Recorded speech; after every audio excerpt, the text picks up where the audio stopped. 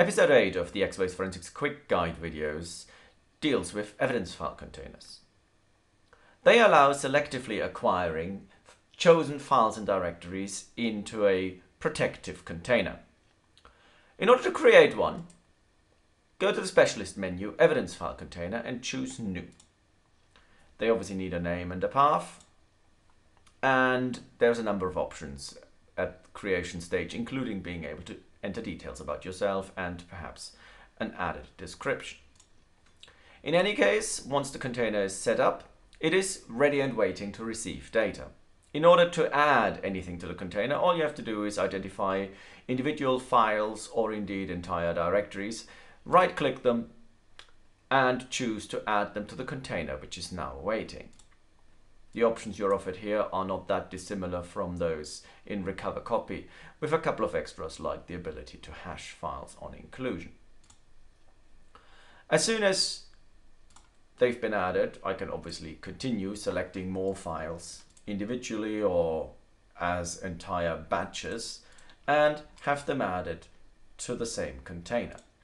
More interesting perhaps than the simple ability of selectively adding files and directories to a single container is the ability to do so across different sources. In other words, I can simply switch to an entirely different evidence object, identify files there, and choose to add those to the same container.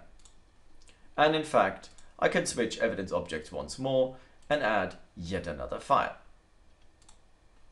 Eventually, once you're done adding whatever items you wish to your container, simply go to Specialist Evidence File Container and choose to close it. At this point, you're offered the chance to convert it to an E01. This is not necessary for the purposes of compatibility or indeed usability of the container. It would, however, of course, potentially offer the benefit of being able to compress the resulting container and, in fact, embed a hash into an E01, which, of course, a raw file does not contain.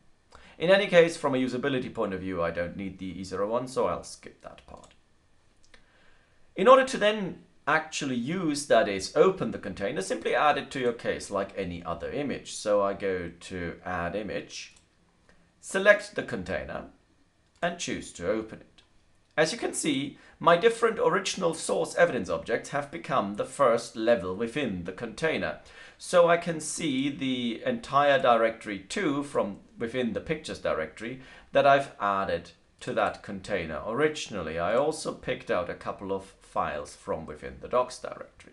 I did, however, add a number of files from a different evidence object and indeed a single file from within the test directory from that as well. In addition to obviously being able to hold items from different evidence objects, it is also able to deal with the fact that they come with different metadata. The NTFS image, as the name suggests, of course, has NTFS type metadata.